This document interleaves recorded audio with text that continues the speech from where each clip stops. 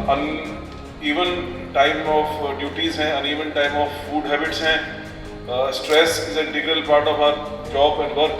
तो वहाँ पर हेल्थ के लिए एक्स्ट्रा केयर करना as the head of the force न केवल हमारी मॉरल ऑब्लिगेशन है बल्कि जिम्मेदारी भी है। नमस्कार दोस्तों, भाइयों और बहनों, मैं Gaurav Pandey, professor gastroenterology SGPGI, DGP साहब के निर्देश में फैटी लिवर और उस बीमारी से संबंधित विषयों पर चर्चा कर रहा हूँ। तो फैटी लिवर जो है ये एक नया साइलेंट एपिडेमिक है, बहुत ज़्यादा लोगों में फैला हुआ है। साइलेंट इसलिए है क्योंकि अधिकतर लोगों को इसमें कोई सिम्टम नहीं होते, ना दर्द होता है, ना शुरू में जॉन्डिस होता है। ये अकेले कई बार अल्ट्रासाउंड में पता लगता है कि हाँ भाई फैटी लिवर है, लेकिन मरीज को बहुत ज़्यादा दिक्कत नहीं होती। इसीलिए ये एक साइलेंट बीमारी की तरह बढ़ रहा है। इसके पहले कि हम आगे चलें, देखते हैं कि लिवर कितना बड़ा है, कहाँ रहता है। लिवर जो है हमारे दाहिनी तरफ पेट के ऊपरी भाग में रहता है। ये शरीर का one of the largest organ, काफी बड़ा सा ऑर्गन है, 1.5 किलो से ज्यादा वजन है इसका। ये लिवर जो है शरीर का मेटाबॉलिक हेडक्वार्टर है। मेटाबॉलिक हेडक्वार्टर मतलब जो भी चीजें हम खाते हैं सारा का सारा लिवर के थ्रू ही होके जाता है, लिवर को बाईपास लिवर के साथ ही साथ जाता है।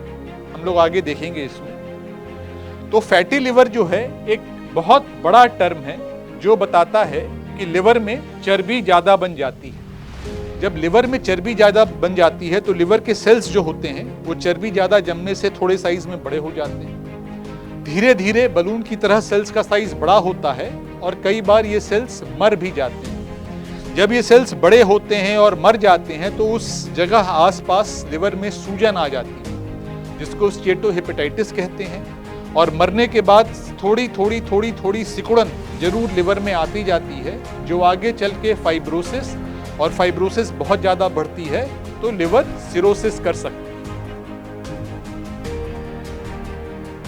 ये कितना कॉमन है ये देखिए, हमारे हिंदुस्तान में ऑलमोस्ट 3 में से 1 बच्चे या बड़े को लिवर की, फैटी लिवर की बीमारी होती है, जो आगे जाके सारे कॉम्प्लिकेशन ले सकती है। अगर डायबिटीज है तो डायबिटीज में ये 9 में से 6 डायबिटिक लोगों को फैटी लिवर या लिवर संबंधित बीमारी होने की प्रबल आशंका होती है। डायबिटीज में अधिकतर इंसिडेंस 60% के आसपास है। ये लिवर जो है इसमें जब चर्बी जम जाती है तो मेडिकली हम लोग कहते हैं MASLD, metabolic associated steatotic liver disease. ये आगे हम लोग इस पर चर्चा करेंगे। तो फैटी लिवर एक कॉमन नाम है जो आम लोगों में प्रचलित है, और MASLD ये नाम है जो मेडिकल टर्म हम लोग यूज करते हैं जब फैटी लिवर के साथ मेटाबॉलिक सिंड्रोम के कोई पैरामीटर होते हैं, जिस पे हम लोग आगे चर्चा करेंगे। एक बार ये लिवर की दिक्कत बढ़ती है, लिवर में सूजन और सूजन के साथ सिकुड़न बढ़ती है, तो लिवर के कॉम्प्लिकेशंस जैसे जॉन्डिस, पेट में पानी, खून की उल्टी वगैरह आने की संभावना रहती है।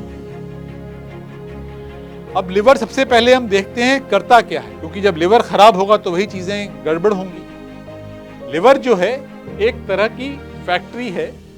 जो भी हम लोग खाना खाते हैं वो आंत से पचकर एक पोर्टल वेन, खून की नली होती है, वो सारा का सारा लिवर में ले जाती है। जो दवाएं होती हैं, जो टॉक्सिन्स होते हैं, वो सब लिवर में डिटॉक्सिफाई हो जाते हैं। फिल्ट्रेशन होती है, मैन्युफैक्चरिंग होती है। अगर आपने बहुत ज़्यादा प्रोटीन खा ली तो वो कार्बोहाइड्रेट और फैट का एक छोटा कंपोनेंट बनता है। अगर आप कोई एक इम्बैलेंस खाना खा रहे हैं कार्बोहाइड्रेट, प्रोटीन, फैट में, तो वो अपने आप दूसरे प्रकार में जिसकी कमी है अपने आप शिफ्ट कर देता है और स्टोरेज करता है। लिवर में स्टोर करने की क्षमता बहुत ज़्यादा है।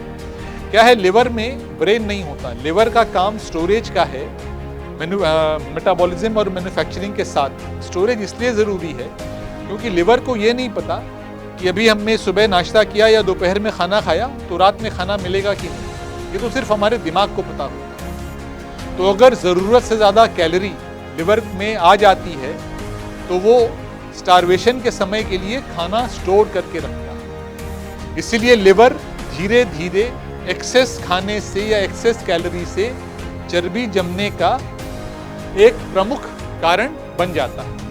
साथ में लिवर बाइल बनाता है जिससे खाना पचाने में मदद मिलती है और टेम्परेचर भी कंट्रोल करता है शरीर। ये देखिए एक कार्टून है लिवर का, जो यहाँ ये पोर्टल वेन नीले रंग की बनी है, जिसमें कार्बोहाइड्रेट, फैट, प्रोटीन, शुगर सब एब्जॉर्ब होके आते हैं लिवर में। उसमें स्टोरेज होती है, प्रोसेसिंग होती है, एक से दूसरे पदार्थ बनते हैं, फैट की स्टोरेज, प्रोटीन की थोड़ी स्टोरेज, और यहाँ से मेटाबॉलिज्म होते हुए जो वेस्ट प्रोडक्ट होते हैं वो लिवर से निकल के खून के माध्यम से या तो स्वेट में या पेशाब में निकल जाते हैं बाहर। तो लिवर वो शरीर की फैक्ट्री है जहाँ पे खाना बनता है, खाना पचता है और स्टोर होता है। इसलिए सबसे पहले एक्सेस कैलोरी से लिवर में सूजन और फैट एक्यूमुलेशन शुरू हो जाता है, जिसके कारण धीरे धीरे बाद में सूजन, इन्फ्लेमेशन, मोटापा, इंसुलिन रेजिस्टेंस, कई ऐसे प्रकार की दिक्कतें शुरू हो जाती हैं। अब फैटी लिवर कैसे होता है? सबसे पहले फैटी लिवर होता है कि हम जितना खाना खा रहे हैं वो ज़रूरत से ज़्यादा है। हमें अगर 1500-2000 कैलोरी की ज़रूरत है तो हम 3000 कैलोरी, 3500 कैलोरी खा रहे हैं। तो खाना जो है सिर्फ एक्सेस चर्बी वाला खाना खाने से नहीं, बहुत ज़्यादा शराब पीने से, फिजिकल एक्टिविटी कम करने से, भाई हम लोगों ने अपना काम किया, रात में थक गए, जाके थोड़ी देर टीवी देखा या जल्दी सो गए, फिजिकल एक्टिविटी करी नहीं, कैलोरी जितनी खाई उतनी निकाली नहीं, और मोटापा, शुरू से ही मोटापा है, कैलोरी हम और लेते जाते हैं, ये दिक्कत बढ़ती जाती है। तो ये सब डिटर्मिनेंट्स हैं, एक्सेस खाना खाना, शराब लेना ज़्यादा, फिजिकल एक्टिविटी कम करनी और इनहेरेंट मोटापा होना, सब फैटी लिवर कर सकता है। तो एक्सेस कैलोरी के साथ हर तरह की शराब, बियर, शैंपेन, वाइन, विस्की, सभी में एक्सेस कैलोरीज होती हैं। आप संयम से ना लें तो ये सब चीज़ें लिवर में चर्बी का काम बढ़ाने का करती हैं। तो फैटी लिवर खाने से और शराब से दोनों तरीके से हो सकता है। अब फैटी लिवर जो है उसमें एक बार सूजन धीरे धीरे आती है, जैसे हमने पहले डिस्कस करा। सूजन के बाद लिवर में सिकुड़न आ सकती है क्योंकि लिवर के सेल्स मर जाते हैं, और आगे लिवर कैंसर होने की संभावना भी बढ़ जाती है। साथ में एक्सेस चर्बी होने से कई कारणों से मोटापा बढ़ता है, इंसुलिन रेजिस्टेंस होता है, शरीर में इंसुलिन प्रोड्यूस होता है क्योंकि ब्लड शुगर लेवल नॉर्मल रहे। धीरे धीरे वो इंसुलिन हमारे खाना जितना हमने खाया उसमें शुगर मेंटेन करने के लिए कम पड़ जाता है, तो ब्लड शुगर बढ़ जाती है, डायबिटीज हो सकती है और कोलेस्ट्रॉल बढ़ सकती है। तो कई चीजें ऐसी होती हैं जो लिवर के साथ शरीर के बाकी ऑर्गन्स को भी दिक्कत करें। तो ये फैटी लिवर की जो डिजीज है, शुरू में डिजीज जहां पे लिवर में सिर्फ चर्बी आई और हल्की सूजन आई, वहां तक डिजीज जो है हरी एरो बताती है कि ये रिवर्सिबल है, मतलब ठीक हो सकती है। लेकिन जैसे जैसे डैमेज बढ़ जाता है, वहां ये सिर्फ सफेद लाइन बताती है कि वहां से लिवर की बीमारी, स्पेशली जब फाइब्रोसिस बढ़ जाए, सिरोसिस हो जाए, तो नॉन रिवर्सिबल होती है, वहां से लिवर को पूरी तरह ठीक नहीं किया जा सकता। ये फैटी लिवर डिजीज शराब के कारण और बिना शराब के कारण, एक्सेस खाने और चर्बी से, दोनों कारणों से हो सकती है, और फाइब्रोसिस होने के बाद इर्रिवर्सिबल डैमेज कर देती है। नेचुरल हिस्ट्री क्या है? नेचुरल हिस्ट्री में क्या सभी फैटी लिवर वाले आदमियों को ये दिक्कत होती है? नहीं, ऐसा नहीं है। सिर्फ 1/3 लोगों को ही आगे दिक्कत बढ़ती है। जिनको आगे दिक्कत बढ़ती है उसमें 15 से 40% लोगों को लिवर में सूजन हो सकती है, और जिनको सूजन होती है उसमें 30 से 35% लोगों का लिवर सिकुड़ सकता है, फाइब्रोसिस हो सकती है। यहाँ तक शुरू में की बीमारी में, जैसे बताया, एरो आप देख रहे हैं वापस भी जा रहा है, तो काफ़ी हद तक रिवर्सिबल है। लेकिन एक बार फाइब्रोसिस बढ़ जाए तो यहाँ पे कोई एरो रिवर्स नहीं हो रहा, लिवर की बीमारी इर्रिवर्सिबल हो जाती है। सिरोसिस और लिवर कैंसर दोनों हो सकती है। 80% लोगों में ये बीमारी बहुत धीरे धीरे बढ़ती है और 10 साल या उससे ज़्यादा भी समय लग सकता है। लेकिन 20% लोगों में ये बीमारी थोड़ी तेजी से बढ़ती है। तो हम लोग ये लिवर डैमेज की चीज़ें बहुत जल्दी, 1 दशक के अंदर ही इन लोगों में देख पाते हैं। साथ में लिवर डैमेज के साथ लिवर कैंसर, लिवर सिरोसिस होने की संभावना बढ़ जाती है। और लिवर कैंसर ज़रूरी नहीं है कि सिरोसिस होने के बाद हो, सिरोसिस के पहले भी फैटी लिवर और सूजन के साथ लिवर कैंसर हो सकता है। एक बार फैटी लिवर हो गया और बीमारी बढ़ गई तो क्या क्या हो सकता है? फैटी लिवर होने के साथ खून की नलियों में चर्बी बढ़ सकती है, एथेरोस्क्लेरोसिस बढ़ सकता है, ब्लड प्रेशर बढ़ सकती है, डायबिटीज हो सकता है, एचडीएल कोलेस्ट्रॉल कम हो सकता है, ट्राइग्लिसराइड्स बढ़ सकती है और कमर से आदमी मोटा होता रहता है। हिंदुस्तान में अधिकतर कमर पे फैट, बेली पे फैट ज्यादा जमता है और यहां से मोटापा डिस्प्रपोर्शनेटली बढ़ने लग जाता है। तो ये फैटी लिवर हुआ, वहां धमनियों में, खून की नलियों में चर्बी जम गई, हार्ट कमजोर हो जाता है, हार्ट पे असर आता है, हार्ट की बीमारियां, arrhythmia, heart failure, blood pressure, irregularity heart rhythm की सभी कुछ हो सकती है। अब एक आपको कार्टून बताऊं तो ओवरऑल जैसे जैसे समय बढ़ता है, फैटी लिवर में कोलेस्ट्रॉल की दिक्कत, ओवरवेट, मोटापे की दिक्कत, ब्लड प्रेशर की दिक्कत, मेटाबॉलिक सिंड्रोम जिसकी हम चर्चा करेंगे, डायबिटीज की और आगे चल के सिरोसिस की दिक्कत हो सकती है। इसके साथ ये सिस्टमिक इफेक्ट हुए और इसके साथ लिवर का इफेक्ट, लिवर कमजोर, सिरोसिस और लिवर कैंसर, ये लिवर के इफेक्ट आते हैं। तो फैटी लिवर पूरे शरीर को और लिवर को दोनों पर असर डालता है। ये लिवर ही कमजोर नहीं करता, सिस्टमिक इफेक्ट्स में किडनी कमजोर हो सकती है, हार्ट कमजोर हो सकता है, हार्ट अटैक की संभावना, ब्रेन स्ट्रोक की संभावना और अलग अलग तरीके के कैंसर, लिवर कैंसर के अलावा अलग तरीके के कैंसर भी कर सकता है। ये एक सिंपल कार्टून चित्र है जो बताता है कि हाइपरटेंशन हो सकता है, एथेरोस्क्लेरोसिस हो सकती है, लिवर के साथ डायबिटीज, हार्ट की दिक्कत, किडनी की दिक्कत और बाकी चीज़ों के कैंसर जैसे बड़ी आंत के कैंसर, ब्रेस्ट कैंसर या प्रोस्टेट कैंसर भी 1.5 से 2 गुना ज़्यादा होने की संभावना पैदा कर सकता है। स्पेशली जैसे जैसे वजन बढ़ता रहे वैसे वैसे दिक्कतें ज़्यादा बढ़ने लग जाती हैं। चलिए हम एक केस एग्जाम्पल लेके आगे डिस्कस करते हैं कि सपोज एक 50 साल का आदमी है जिसका वजन हल्का सा बढ़ा हुआ है। ये बीएमआई क्या होता है? ये अगर हम, जैसे मेरी लंबाई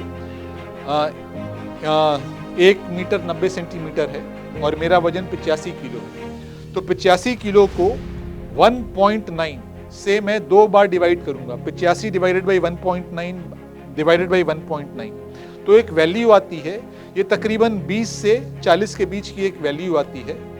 तो अगर ये वैल्यू 23 या उससे कम है, 18 से 23 के बीच, ये नॉर्मल मानी जाती है। 23 से 25 में हमारे सिनेरियो में इसको ओवरवेट, 25 से ज़्यादा ओबेसिटी मानी जाती है। तो अगर इसकी बीएमआई 30 है, इसका मतलब ये मोटापे की श्रेणी में है।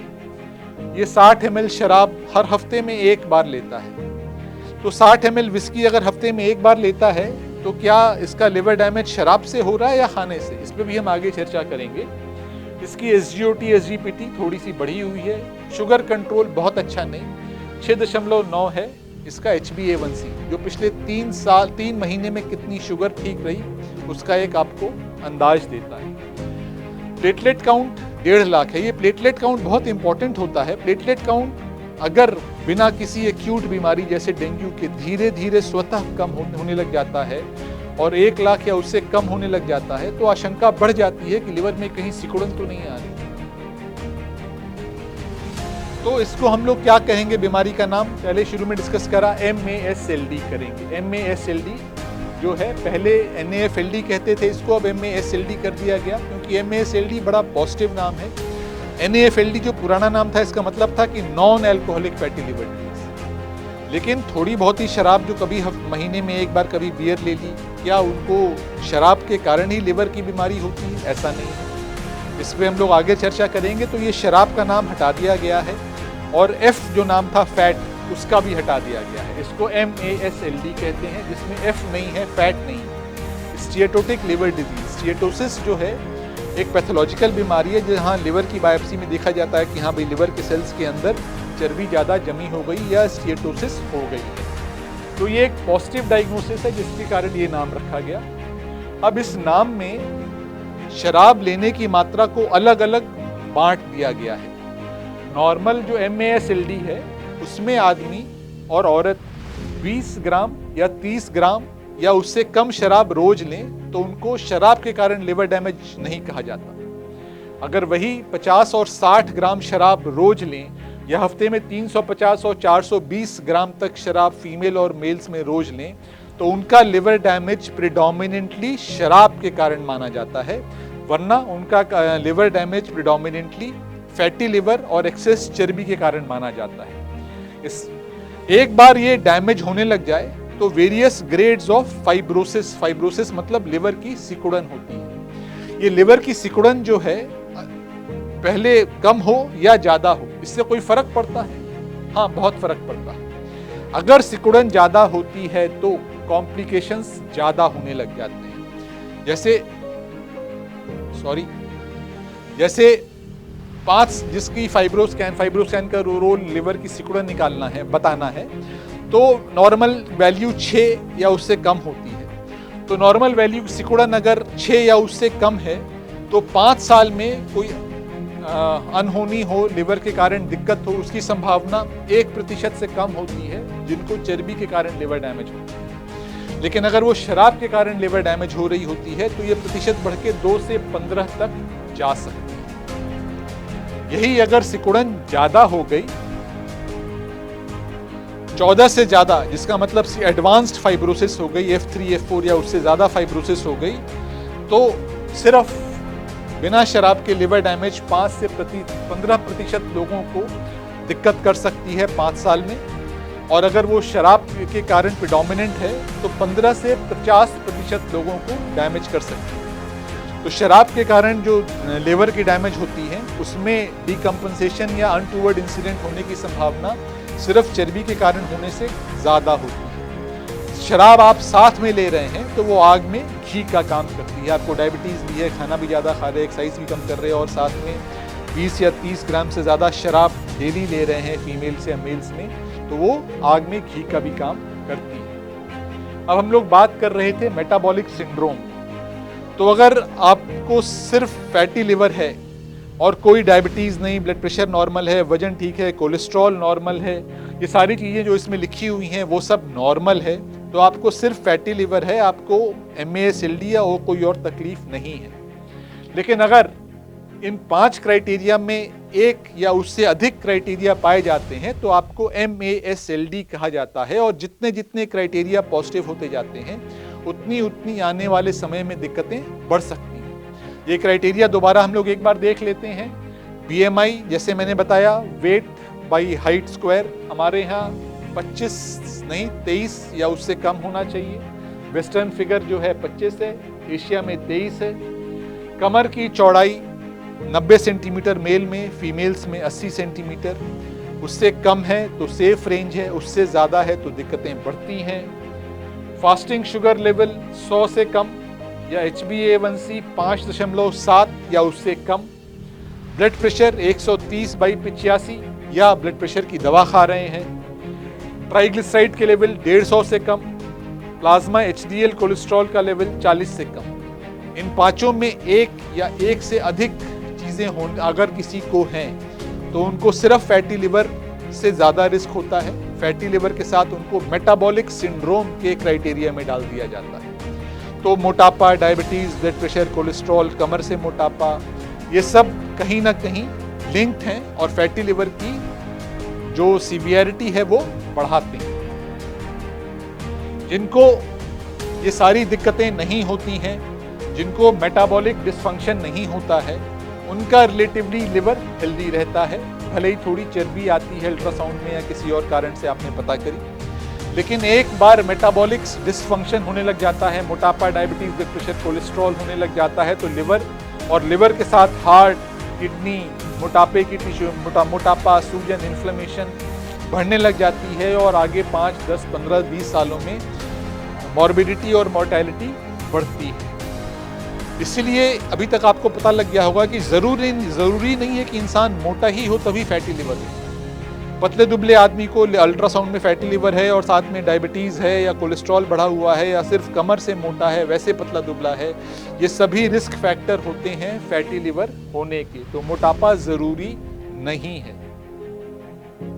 अब जिनको MASLD है और डायबिटीज़ है, जैसे जैसे डायबिटीज़ और MASLD बढ़ती है, डायबिटीज़ होने वालों की संख्या 40% से ज़्यादा होती है। बाकी कई लोगों को प्री डायबिटीज़, डायबिटीज़ के पहले वाली रेंज में होती हैं। बहुत ही कम लोग ऐसे होते हैं जिनका शुगर नॉर्मल से भी नॉर्मल के आसपास रहता है, जिनको MASLD हो। एक बार MASLD हो गई और प्रोग्रेशन हो गया आगे एडवांस्ड फाइब्रोसिस में, तो आप देखिए कितने लोगों को ट्राइग्लिसराइड लेवल्स बढ़ सकती है, ओबेसिटी होने की संभावना होती है, मेटाबॉलिक सिंड्रोम की होती है, ब्लड प्रेशर की होती है, डायबिटीज़ की या कोलेस्ट्रॉल की होती है। जब MASLD में सूजन आ जाती है, मतलब ये तो लिवर बायोप्सी में आती है, लेकिन इसको मैश कहते हैं कि MASLD फैटी लिवर के साथ सिएटो हेपेटाइटिस और आगे चल के फाइब्रोसिस आ गई, तो अधिकतर लोगों को इसमें फैटी लिवर के साथ डायबिटीज़, ब्लड प्रेशर, मोटापा, सारे कॉम्प्लिकेशन होने की संभावना 50 से 80% होती है, जो बहुत ज़्यादा है। प्रॉब्लम है कि अधिकतर समय इंसान इसमें एसिम्प्टोमेटिक होता है, उसको पता नहीं होता कि बीमारियां बढ़ती जा रही हैं, तो रेगुलर जांच करानी इन चीज़ों की ज़रूरी होती है। तो कैसे जांच कराएं? बार बार लिवर की सिकुड़न या सूजन देखने के लिए हम बायोप्सी तो करा नहीं सकते, तो नॉन इन्वेजिव जांचों का प्रचलन बढ़ा है। वो क्या है आगे बताएंगे। दूसरी हम बात करेंगे कि ये लिवर में चर्बी या सिकुड़न दोनों में ज़रूरी क्या है। अभी तक जो बात हुई कि ये सिकुड़न ज़्यादा ज़रूरी है, काफ़ी जांचों में पाया गया है। ये इंडिया के बाहर की स्टडी है जो बताती है कि जैसे जैसे लिवर की सिकुड़न बढ़ती है, जैसे CTP 5 से 6 हो गया, वैसे वैसे डेथ या लिवर ट्रांसप्लांट की संभावना कितनी ज़्यादा बढ़ जाती है, ऑलमोस्ट 4 से 5 गुना। थोड़ा ही स्कोर बढ़ा, ये एक मेडिकल स्कोर है जो हम लोग देखते हैं, थोड़ा सही 5 से 6 हुआ, देखिए संभावना कितनी ज़्यादा बढ़ जाती है। बाकी लिवर के साथ और भी ऑर्गन्स की दिक्कत होने की संभावना बढ़ती जाती है। तो ये बहुत ही सिंपल बात है कि अगर फाइब्रोसिस बढ़ती है, इसमें हम लिवर के चर्बी की मात्रा की बात नहीं कर रहे, लिवर के सिकुड़न या फाइब्रोसिस की बात कर रहे हैं, तो लिवर रिलेटेड इफेक्ट में अल्टीमेटली फाइब्रोसिस प्रोग्रेशन से ट्रांसप्लांट की जरूरत पड़ सकती है, लिवर कैंसर की संभावना बढ़ती है, और डीकम्पनसेशन मतलब पेट में पानी, जॉन्डिस, खून की उल्टी, बेहोशी इत्यादि साइड इफेक्ट्स की संभावना बहुत बढ़ जाती है। तो लिवर में चर्बी से ज़्यादा फाइब्रोसिस का महत्व अलग ज़्यादा है। फाइब्रोसिस होने से कॉम्प्लिकेशंस बहुत ज़्यादा बढ़ जाते हैं। तो नॉन इन्वेजिव टेस्ट हैं जिसमें हम लिवर बायोप्सी इन्वेजिव टेस्ट मानते हैं। नॉन इन्वेजिव टेस्ट में आते हैं कि हमने ब्लड टेस्ट कर लिया, अल्ट्रासाउंड कर लिया, फाइब्रो स्कैन कर,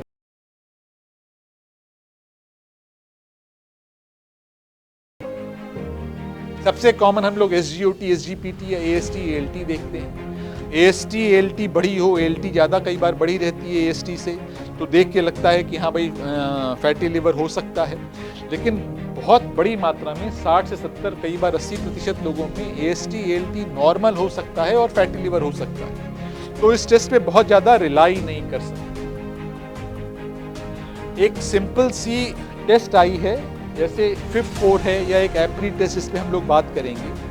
ये सिंपल चीज़ों से देखी जाती है। जैसे FIB-4 की बात करें तो आदमी की उम्र कितनी है, AST, ALT कितना है, प्लेटलेट काउंट कितना है।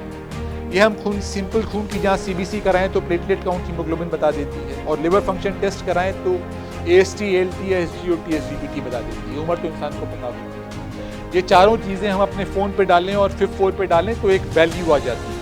वो वैल्यू बताती है कि हमारे लिवर में सिकुड़न होने की संभावना कितनी ज़्यादा है। ये सिंपल टेस्ट है, लेकिन हमें लिवर में सिकुड़न होने का अंदेशा बता देती है। तो जैसे हमने पहले ये एग्जाम्पल लिया था, इस इंसान की हम एग्जाम्पल के तौर पे FIB-4 करके देखेंगे और देखेंगे कि इसमें सिकुड़न कितनी ज़्यादा आई है। तो हमने FIB-4 टेस्ट के लिए डाला उसकी उम्र, AST, ALT और प्लेटलेट, और कैलकुलेट करा। ये मोबाइल पे सबके उपलब्ध होता है। इसकी वैल्यू आई 3.87। उसी तरह एक टेस्ट है एप्री, AST और प्लेटलेट रेशियो, जिसमें हम इंसान की AST या SGOT अपर लिमिट 40 लेते हैं और प्लेटलेट काउंट लेते हैं। इसमें भी बटन दबाएं तो कैलकुलेट करें, इसकी वैल्यू उसकी आ जाती है। ये सिंपल टेस्ट हैं जो इंसान अपनी रिपोर्ट पर खुद घर पे बैठे बैठे कर सकता है। एक बार हमें एप्री टेस्ट या FIB-4 टेस्ट में वैल्यूज पता लग गई तो देखिए ये नॉर्मल वैल्यू से कंपेयर कर सकते हैं। जिनको हाई रिस्क होता है, हाई ग्रेड फाइब्रोसिस या सिकुड़न होने का लिवर में, उनकी वैल्यू एप्री की 1.5 और FIB-4 की 2.67 से ज़्यादा होती है। तो इस इंसान की जो हमने पहले देखा, इसकी वैल्यू 1.5 से ज़्यादा है एपरी की, और इसकी FIB-4 की वैल्यू 3.87 है, 2.6 से ज़्यादा। तो इसको बहुत ज़्यादा संभावना है कि इसकी लिवर में सिकुड़न आ रही हो। तो ये एक सिंपल नॉन इन्वेजिव टेस्ट है जिसपे हम ब्लड टेस्ट से ही अंदेशा लगा सकते हैं कि हाँ भाई, इसकी बीमारी सिर्फ नॉर्मल फैटी लिवर नहीं है, बढ़ती जा रही है और इसको सिकुड़न हो सकती है। तो इसके लिए हम जो कॉमन टेस्ट करते हैं वो FIB-4 करते हैं। FIB-4 में एक बार आपके वैल्यूज हाई आ गई तो अल्ट्रासाउंड आप करके देख सकते हैं। उसमें अल्ट्रासाउंड में फैटी लिवर आ सकता है और फाइब्रो स्कैन करके देख सकते हैं। फाइब्रो स्कैन जो है उसमें अल्ट्रासाउंड के तरीके का एक प्रोब होता है जिसमें साउंड वेव्स भेजते हैं, वो लिवर में तरंगें जाती हैं और कितनी तरंगें एब्जॉर्ब होती हैं या कितनी तेजी से जाती हैं, इसके ऊपर निर्भर करता है कि लिवर में सिकुड़न कितनी हो सकती है और लिवर में चर्बी कितनी हो सकती है। ये दोनों कंपोनेंट जो LSM और कैप से पता लगते हैं, सिकुड़न और चर्बी की मात्रा बिना लिवर बायोप्सी के पता लग सकती है फाइब्रोस्कैन टेस्ट में। नॉर्मल वैल्यूज यहाँ पर ऐसे 5.2 आई है, 6 से कम है तो सिकुड़न इसमें नहीं होने की उम्मीद है। और ये कैप स्कोर बताता है लिवर में चर्बी के क्वांटिफिकेशन, जो कि 240 से 260, 260 से 290 और 290 से ज़्यादा हो तो बहुत ज़्यादा मात्रा में चर्बी होने की संभावना रहती है। इसके साथ नॉन इन्वेजिव मार्कर में आप MRI कर सकते हैं। ये बहुत ज़्यादा अवेलेबल, कम जगह अवेलेबल है और कॉस्टली भी होती है। लिवर बायोप्सी की ज़रूरत कई बार नहीं पड़ती है इन जांचों के होने से। क्या जैसे जैसे मैसेल्ट बढ़ती है, डायबिटीज़, ब्लड प्रेशर और कमर की चौड़ाई से मॉर्बिडिटी और मॉर्टेलिटी बढ़ती है। तो स्टडीज़ में पाया गया है, ये भी इंडिया के बाहर की स्टडी है, जब पाया गया है कि अगर आप 25-30 साल लोगों को फॉलो करें, 11,000 लोगों को फॉलो करा गया 25-30 साल, जिनको भी मैसेल्ट लिवर में सूजन के साथ डायबिटीज़ है, सबसे ज़्यादा कॉम्प्लिकेशन होने की संभावना उनको है। और मेटाबॉलिक सिंड्रोम के जो 5 पैरामीटर्स हमने डिस्कस करे थे, जैसे जैसे मेटाबॉलिक सिंड्रोम के पैरामीटर्स बढ़ते हैं 25-30 साल में, जिनके पास सबसे ज़्यादा पैरामीटर्स होते हैं, डायबिटीज़, ब्लड प्रेशर, मोटापा, कोलेस्ट्रॉल एक्सेट्रा, उन सब को ज़्यादा दिक्कत होती है, मॉर्बिडिटी और लाइफ स्पैन भी कम होती है। तो इन चीज़ों का बड़ा ख्याल रखना पड़ता है। यूरोपियन यूनियन से स्टडी आई है जो बताती है कि अगर चर्बी मैसेल्ट के साथ ब्लड प्रेशर हो तो संभावना कॉम्प्लिकेशंस की ज़्यादा होती हैं। और अगर कमर की वेस्ट सरकमफ्रेंस, कमर की चौड़ाई बढ़ रही है, साथ में फैटी लिवर मैसेल्ट है, तो आगे दिक्कत होने की संभावना, फाइब्रोसिस होने की संभावना काफ़ी ज़्यादा होती है। तो कमर की चौड़ाई का ध्यान रखना पड़ता है, क्योंकि फैटी लिवर के साथ ब्लड प्रेशर और लिवर की सिकुड़न दोनों की संभावना बढ़ जाती है। ये एक स्टडी बता रही है बाहर से कि जैसे जैसे BMI, वेस्ट सरकमफ्रेंस बढ़ता है इंसान का, वेस्ट सरकमफ्रेंस 90 से कम या 120 से ज़्यादा, जैसे जैसे वेस्ट सरकमफ्रेंस मेल और फीमेल्स का बढ़ता है, वैसे वैसे कॉम्प्लिकेशन बढ़ती रह जाती है। तो BMI और वेस्ट सरकमफ्रेंस बढ़ने से दिक्कतें बढ़ती हैं। ये दूसरी स्टडी आई है, जैसे ही BMI 23 से ज़्यादा होती है, कॉम्प्लिकेशंस बढ़ते रहते हैं, मॉर्टेलिटी की संभावना बढ़ जाती है, मेल और फीमेल दोनों में। ये ओवरवेट 23 से ज़्यादा और ओबेस 25 से ज़्यादा होती है। तो दोनों जैसे जैसे मोटापा बढ़ता है, BMI 23 या 25 से ज़्यादा होती है, वैसे वैसे मॉर्बिडिटी और मॉर्टेलिटी की संभावना बढ़ने लग जाती है। जैसे जैसे कमर की चौड़ाई बढ़ती है, कमर की चौड़ाई अगर नॉर्मल है और कमर की चौड़ाई 5, 10, 15, 20 सेंटीमीटर बढ़ जाती है, वैसे वैसे देखिए कॉम्प्लिकेशन की संभावना बढ़ती रह जाती है। ज़रूरी नहीं है कि आपको डायबिटीज़ हो, ब्लड प्रेशर हो, सिर्फ कमर का साइज ही बढ़ता रह रहा है और साथ में चर्बी है, मैसेल्ट है, अपने आप यही कारण सफिशिएंट हैं आगे दिक्कत करने की। तो इसमें हमें ये जरूर मिलता है कि अगर आपको दिक्कत है तो सबसे पहले किन चीज़ों पे ध्यान दें। सबसे पहले वजन पे ध्यान देना बड़ा ज़रूरी है। वजन में डाइट और एक्सरसाइज के बारे में चर्चा करेंगे। कई स्टडीज़ ने पाया गया है कि वजन कंट्रोल करने से काफ़ी ज़्यादा बेनिफिट होता है, क्योंकि अधिकतर चीज़ें वजन से बढ़ती हैं। तो जैसे हमने डिस्कस करा था, जिन सज्जन की हमने ब्लड रिपोर्ट दिखाई थी, देखा था कि उनको ग्रेड 2 ओबेसिटी है, वजन उनका BMI 30 से ज़्यादा आया था, ओवरवेट 25, ओबेस ग्रेड 1 25 से 30 BMI और obese grade 2 more than 30 BMI, तो उनका 30 से ज़्यादा BMI था। तो ये मोटापे की काफ़ी अग्रिम श्रेणी में है। 23 से ज़्यादा BMI हिंदुस्तानियों के लिए ओवरवेट, कमर की लंबाई मेल्स में 90 से कम और वुमेन में 80 से कम होनी चाहिए। जैसे जैसे कमर की चौड़ाई बढ़ती रहती है, दिक्कतें बढ़ती रहती हैं, जो मॉर्बिडिटी और मॉर्टेलिटी लॉन्ग टर्म 15-20 साल में बढ़ा देती। इलाज के क्या प्रिंसिपल्स हैं? इलाज के प्रिंसिपल्स हैं कि भैया जितना हम खाना खाते हैं उसका सबसे पहले 1/3 कम कर लेना चाहिए। खाना जो है कैलोरीज डिक्रीज करनी चाहिए 500 से 1000 कैलोरी पर डे। शराब ले रहे हैं तो कम करना है। Coffee, freshly brood coffee specially ज़्यादा ले लेनी है, 2 से 3 कप ज़्यादा ले लेनी है। लॉन्ग टर्म रेगुलर एक्सरसाइज करनी है, हेल्थ चेकअप्स कराने हैं। फिजिकल एक्टिविटी कम से कम 150 मिनट पर हफ्ते वॉक करना है, एक्सरसाइज करनी है, जिसमें एरोबिक एनारोबिक दोनों, मतलब वॉकिंग, जॉगिंग, साइकिलिंग, स्विमिंग या वेट लिफ्टिंग जो एनारोबिक फॉर्म ऑफ एक्सरसाइज है, दोनों का मिश्रण करना ज़रूरी होता है। न्यूट्रिशन और वजन कम करने की बाकी स्ट्रेटजीज कैसे हैं उन पे ध्यान देना ज़रूरी है। ये सब ना काम करें तो आजकल कई ओरल दवाएं और इंजेक्शन आ गई हैं जिससे भी वजन कम करते हैं, लेकिन सबसे पहले नेचुरल तरीके से वजन कम करने की कोशिश करनी चाहिए। वजन कितना कम करें? जो सज्जन थे उनको तो 10 से 15% वजन कम करना था, क्योंकि उनके लिवर में सिकुड़न होने की संभावना बहुत ज़्यादा थी। हमने देखा कि FIB-4 वैल्यू उनकी बहुत ज़्यादा थी। लेकिन अगर FIB-4 वैल्यू नॉर्मल है और एप्री नॉर्मल है, सिर्फ वजन ज़्यादा है, तब क्या करें? अगर सिर्फ सिएटोसिस है तो वजन 3% से कम कर लें, इससे के आसपास कम कर लें तो काफ़ी है। लेकिन अगर फाइब्रोसिस है तो उस इंसान को 10% या उससे ज़्यादा वजन कम करना है। तो किस स्तर का लिवर डैमेज है वो डिटरमिन करता है कि कितने ज़्यादा वजन कम करने की ज़रूरत है। ये सब सबके लिए एक बराबर नहीं हो सकता। दिक्कत ये है कि 10% वजन या उससे ज़्यादा वजन कम करना रेगुलर ज़िंदगी में थोड़ा मुश्किल है। स्टडीज़ में पाया गया कि अगर 100 लोगों को हम बोलें कि अपना 10% वजन कम कर लीजिए, तो मुश्किल से 10% लोग ही अपना 10% या उससे ज़्यादा वजन कम कर पाते हैं। अधिकतर लोग नहीं कर पाते लॉन्ग टर्म। तो वजन कितना कम करना है वो आपके लिवर डैमेज के ऊपर निर्भर करता है। Diabetes, blood pressure, cholesterol, heart की डिजीज़, काफ़ी चीज़ें देखी जाती हैं जिसमें निष्कर्ष पे पहुंचते हैं कि वजन किस लेवल, आप कितनी चीज़ें ठीक हैं, वजन कितना कम करना है। वजन 10% या उससे ज़्यादा कम करने के लिए अगर ज़रूरत हो तो दवाओं का इस्तेमाल भी किया जा सकता है।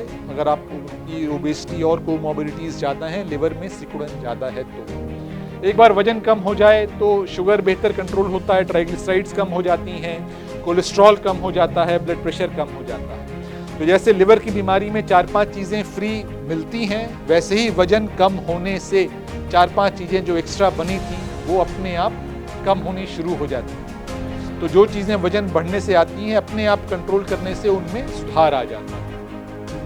अब हम वेट लॉस पे कैसे करें, अपनी वजन कैसे नियंत्रित करें?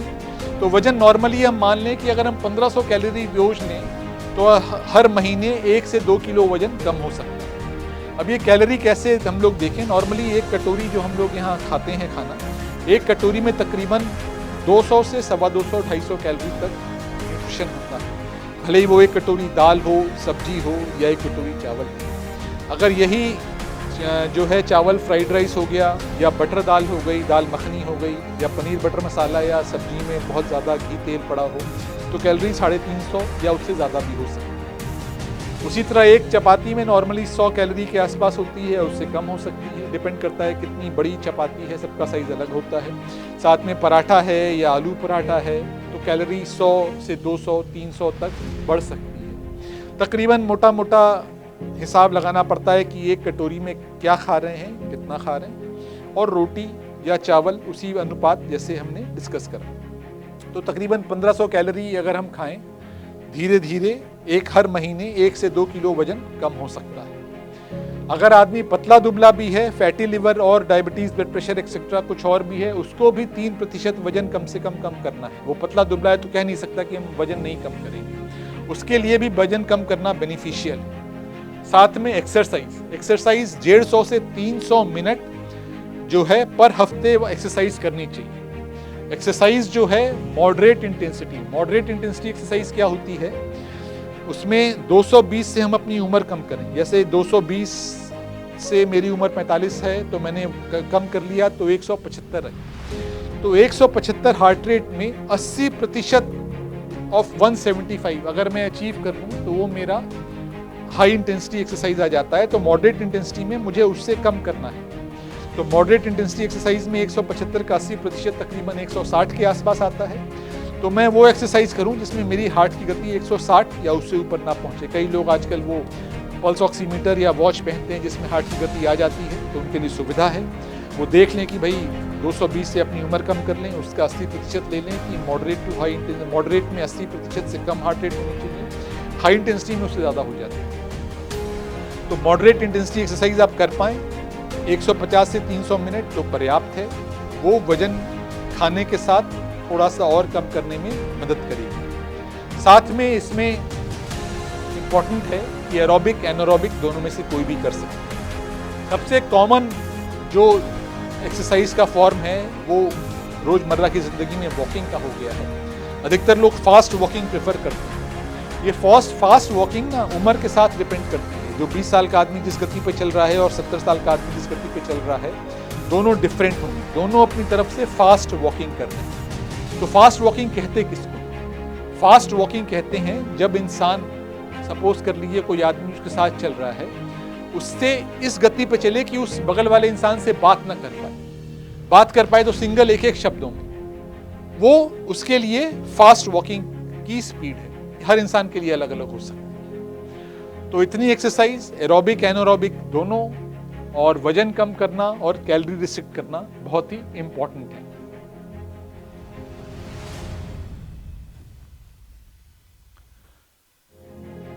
तो ओवरऑल हमने जिस इंसान की चर्चा करी उसी पे बात करते हैं। इनके लिए सबसे ज़्यादा ज़रूरी क्या है? आजकल जो व्हाट्सएप के ज़माने में काफ़ी ज़्यादा जो है ज्ञान मिलता है व्हाट्सएप से कि high calorie diet, low calorie diet, low carbohydrate diet, low fat diet, keto diet, intermittent fasting. तो सबसे ज़्यादा मदद कौन सा करता है? सबसे ज़्यादा मदद होती है कि आप कुछ भी करें, ओवरऑल दिन में कैलोरी रिस्ट्रिक्ट करें। कैलोरी अगर आप 1500 कैलोरी के आसपास ले पाते हैं तो कुछ भी करें, धीरे धीरे वजन कम होने ही लगेगा। सबसे ज़रूरी है कैलोरी कम करना।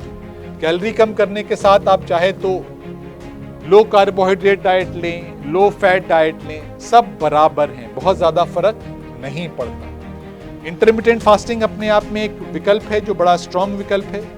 इंटरमिटेंट फास्टिंग में आदमी 16-8 अगर लें तो 16 घंटे खाना नहीं खाता और 8 घंटे दिन भर में अपना सारा खाना खा लेता है। इस पे और चर्चा करेंगे। इंटरमिटेंट फास्टिंग भी लो कोलेस्ट्रॉल, लो कार्बोहाइड्रेट या लो फैट डाइट के बराबर होती है। इंटरमिटेंट फास्टिंग में ये फ़ायदा होता है कि आजकल रोज़मर्रा ज़िंदगी में घर पे 4 लोग हैं तो चारों के लिए अलग अलग खाना तो बन नहीं सकता। इंटरमिटेंट फास्टिंग में वही खाना आप अगर 8 घंटे के दौरान खा लें और 16 घंटे खाना ना खाएं, पानी ले लें एक्स्ट्रा जब ज़रूरत हो तो, अपने आप वजन कम करने में, मेटाबॉलिज्म का फॉर्म शिफ्ट करने में, कई बार कीटो मेटाबॉलिज्म में जाने में वजन ज़्यादा तेज़ी से कम होने की संभावना हो जाती है। इंटरमिटेंट फास्टिंग शुरू में डायबिटीज़ वालों के लिए दिक्कत थी क्योंकि उनको दवा लेनी पड़ती थी, लेकिन आजकल नई डायबिटीज़ की दवा आ गई हैं जो शुगर नॉर्मल से कम नहीं करती, हाइपोग्लाइसीमिया नहीं करती। तो इंटरमिटेंट फास्टिंग थोड़ा उनके लिए भी संभव है। इंटरमिटेंट फास्टिंग अलग अलग तरीके की होती हैं। कई लोग 16-8 करते हैं कि 16 घंटे खाना ना खाएं, 8 घंटे खाना खाएं। 5-2 करते हैं कि हफ्ते में 5 दिन खाना खाएं और 2 दिन खाना ना खाएं, व्रत रखें। या ऑल्टरनेट डे करते हैं कि एक दिन खाना खाया, एक दिन नहीं खाना खाया। तीनों तरीके की इंटरमिटेंट फास्टिंग लाभकारी है, तीनों ही वजन कम करने में मदद देती है। इसके बाद ये एक फूड पिरामिड है कि कौन सा खाना किस मात्रा में खाएं। सबसे ज़रूरी है कि फिजिकल एक्टिविटी करनी चाहिए, खुश रहना चाहिए। जो भी चीज़ें चबा के खा पाएँ, गाजर, मूली, खीरा, ककड़ी, फ्रूट्स, वेजिटेबल्स, ये सब चीज़ें ज़्यादा मात्रा में खानी चाहिए। स्वीट्स, मिठाई और रेड मीट सबसे कम मात्रा में खानी चाहिए। बाकी चीज़ें जैसे जैसे लिखा है उस अनुपात में ले सकते हैं, लेकिन रेड मीट सबसे कम और स्वीट्स उसी के अनुपात में नॉर्मलों से काफ़ी कम मात्रा में लें तो फूड बैलेंस बना रहता है और एक्सेस कैलोरी होने की संभावना कम रहती है। एक्सरसाइज एरोबिक एनारोबिक दोनों कर सकते हैं, जॉगिंग, स्किपिंग, स्विमिंग, साइकिलिंग या वेट लिफ्टिंग। दोनों 5 दिन आपने एरोबिक कर ली और 2 दिन रेजिस्टेंस एक्सरसाइज कर ली। रेजिस्टेंस एक्सरसाइज से भी GLUT4 और कई रिसेप्टर्स होते हैं जो इंसुलिन रेजिस्टेंस कम करते हैं, बाकी बेनिफिट देते हैं। तो ये शुगर कंट्रोल, इंसुलिन रेजिस्टेंस कम करने में प्लस एक्सरसाइज के बाकी जो अपने फ़ायदे होते हैं दोनों में मददगार होते हैं। इन सब चीज़ों से दिक्कत पूरी तरह ठीक नहीं हुई तभी दवा का रोल आता है या एंडोस्कोपी या सर्जरी का रोल आता है। आजकल दवाएं इतनी अच्छी आ गई हैं कि अगर इसके बावजूद वजन कम नहीं हो रहा तो कुछ ओरल दवाओं से या इंजेक्शन से वजन कम करने में ज़्यादा मदद मिलती है। एक्सरसाइज करने से बहुत ज़्यादा वजन तो कम नहीं होता, लेकिन सहायक होता है कि SGOT, SGPT कम हो, लिवर की स्टीएटोसिस कम हो, लिवर फंक्शंस इंप्रूव हो, वजन 2 से 3% ज़्यादा तेज़ी से और कम हो सकता है। मल्टीपल स्टडीज़ में पाई गई है कि या हाई इंटेंसिटी एक्सरसाइज या मॉडरेट इंटेंसिटी एक्सरसाइज करें, जो पहले हार्ट रेट पर चिंता हुई थी, दोनों की पे चर्चा हुई थी, दोनों बराबर है। नेट शेल में एक्सरसाइज करें तो 3.5-4 गुना ज़्यादा मीनिंगफुल रिस्पॉन्स होने की संभावना बढ़ जाती है। एक्सरसाइज कितनी करनी इस पर डिस्कशन हो चुका हुआ है। एक्सरसाइज के साथ ही तकरीबन 2 से 3% वजन कम होता है। सही है, फूड पे, खाने पे सही ध्यान दें तो वजन 5 से 10% कम हो सकता है। एक बड़ा इंपॉर्टेंट कंपोनेंट है नीट का। नीट वो इशू है या वो काम है जो हम अपने normal day to day time में कर सकते हैं, जगते हुए, काम करते हुए। पानी पीना है तो चल के पानी ले लिया, फ़ोन पे बात कर रहे हैं तो टहलते हुए बात कर ली। कई ऐसी चीज़ें हैं जिसमें हमें मूव करना पड़ता है, या कुत्ते को टहलाना हुआ या घर की सफाई हुई। कई लोग कहते हैं क्योंकि हर किसी भी तरीके की फिजिकल एक्टिविटी, अगर सीढ़ी से नीचे आना है या 2-3 मंजिल चलना है तो लिफ्ट की जगह पैदल चलिए। सिंपल सी बातें हैं, सब्जी लेने जाना, कोई भी काम करना रोज़मर्रा की एक्टिविटी में, कार ना लिए थोड़ी 500 मीटर जाना है, चल के चले गए। जितनी ज़्यादा छोटी छोटी बातों पे ध्यान देंगे उतना ज़्यादा कैलोरी एनर्जी निकलेगी और उतना ज़्यादा स्वस्थ हो पाएंगे। तो नीट का कंपोनेंट बहुत इंपॉर्टेंट कंपोनेंट है। आजकल फ़ोन के ज़माने में सब कुछ ऑर्डर हो जाता है कई चीज़ों से, तो वो कंपोनेंट शरीर हमारी डे टू डे लाइफ से मिसिंग हो गया हुआ। फ़ोन पे भी बात करते हैं तो बैठ के बात कर लेते हैं। तो ऐसी कई चीज़ें आप अपनी सुविधानुसार कर सकते हैं। टीवी देख रहे हैं तो टहल के या वहीं पे एक्सरसाइज के लिए कोई मशीन लगा ली जो करके देख सकते हैं। आइडियल अकेले खाली बैठना, ऑर्डर दे देना फ़ोन से या किसी और को, उससे बेहतर है कि खुद वो काम करें तो रेगुलर कैलोरी बर्न ज़्यादा होगा। कॉफ़ी पीने से, specially freshly brood coffee, 2 coffee या उससे ज़्यादा लिवर के लिए बेनिफिट करती है। लिवर और फैटी लिवर के इंसिडेंस कम करने में मदद करती है। कॉफ़ी किसी भी प्रकार की फ्रेशली ब्रूड कॉफ़ी हो तो जिनको क्रॉनिक लिवर डिजीज़ है उसमें मोर्टेलिटी की संभावना और लिवर कैंसर होने की संभावना भी कम करती है। तो फ्रेशली ब्रूड कॉफ़ी बेनिफिशियल है। इसके बाद जो है चीज़ें ठीक नहीं होती हैं तो दवाओं का रोल आता है। दवाएं जो हम लोग सिर्फ फैटी लिवर के लिए देते हैं कॉमनली, विटामिन ई बड़ी इंपॉर्टेंट दवा है। बायोग्लूटाजोन एक दवा जो डायबिटीज़ में देते हैं। डायबिटीज़ के साइड इफ़ेक्ट में कई बार पैर में सूजन या वजन भी थोड़ी बढ़ सकती है और शुगर नॉर्मल से कम भी आ जाती है, ये इसके थोड़े साइड इफ़ेक्ट होते हैं। साथ में सारोग्लुटाज़ार DCGI भारत सरकार से अप्रूव्ड दवा है फैटी लिवर के लिए, स्पेशली जिनको कोमॉर्बिडिटीज़ हो, मोटापा, डायबिटीज़, मेटाबॉलिक सिंड्रोम, डिस्लिपिडीमिया हो और उनको एडवांस्ड फाइब्रोसिस ना हो। तो विटामिन ई और सारोग्लुटाज़ार इंपॉर्टेंट दवाएं हैं। इसके साथ एक बाकी भी दवाएं हैं जिस पे हम चर्चा नहीं करेंगे, ये दवाओं का उतना लेक्चर नहीं है, एक बीमारी के बारे में डिस्कशन करने का समय है। एक ब्लू जोन फिनोमिना है। ब्लू जोन फिनोमिना वो है जहाँ पे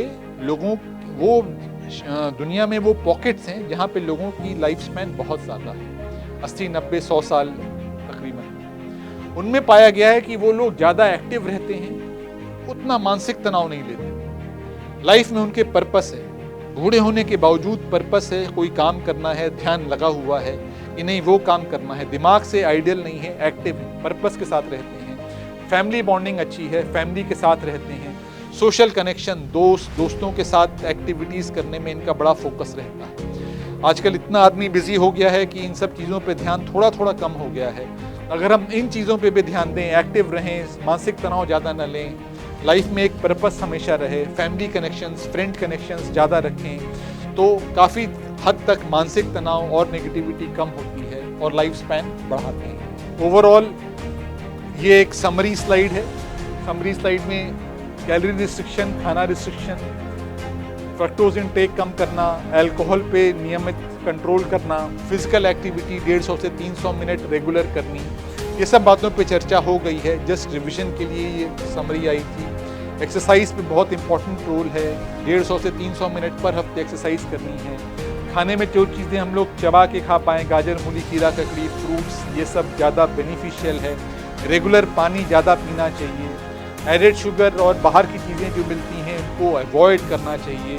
एक्सरसाइज एरोबिक और एनारोबिक कोशिश करनी चाहिए, दोनों करें, खुश रहें, एक्टिव रहें, तो कई बार ये फैटी लिवर से बचाव किया जा सकता है। ये स्लाइड एक हिंदी में है जो बताते हैं कि भाई रेगुलर ये इन चीज़ों पे हम ध्यान दें, चीनी कम खाएं, भोजन भले ही छोटे मात्रा में लें, अपनी जांच रेगुलर कराएं। इन सब चीज़ों से बीमारी को दूर रख सकते हैं, स्वस्थ और हेल्दी लाइफ लीड कर सकते हैं। अगर हम स्वस्थ और हेल्दी लाइफ लीड करेंगे तो काफ़ी हद तक लिवर को बचा सकते हैं और एक बेहतर ज़िंदगी, लंबी ज़िंदगी, खुशहाल ज़िंदगी लीड कर सकते हैं। धन्यवाद।